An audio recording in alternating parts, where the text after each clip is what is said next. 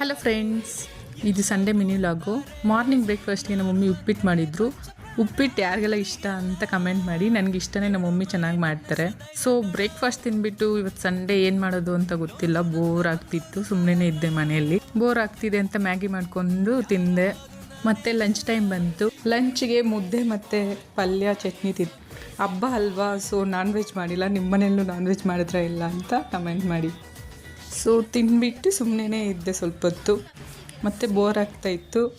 ಅದಕ್ಕೆ ಏನು ಮಾಡೋಣ ಅಂತ ಆಚೆ ಹೋಗಿದ್ರಿ ನಾನು ನನ್ನ ಫ್ರೆಂಡು. ಇಲ್ಲೇ ನಮ್ಮ ಮನೆ ಪಕ್ಕದಲ್ಲಿರೋ ಗ್ರೌಂಡಿಗೆ ಹೋಗಿದ್ರಿ, ಶಟಲ್ ಕಾಕ್ ಆಡೋಣ ಅಂತ. ನೋಡಿ, ಇದೇ ನಮ್ಮ ಗ್ರೌಂಡ್. ಎಷ್ಟು ಚೆನ್ನಾಗಿದೆ ಗ್ರೌಂಡಲ್ಲಿ ಆಟ ಆಡ್ಬಿಟ್ಟು ಸ್ವಲ್ಪ ಹೊತ್ತು ಕುತ್ಕೊಂಡು ರಿಲ್ಯಾಕ್ಸಾಗಿ ಇದ್ರಿ. ಮತ್ತೆ ಅಷ್ಟೇ ಆಚೆ ಬಂದುಬಿಟ್ರಿ. ಆಚೆ ಬಂದು ಸಮೋಸ ತಿಂದು ಜ್ಯೂಸ್ ಕುಡಿದ್ರಿ.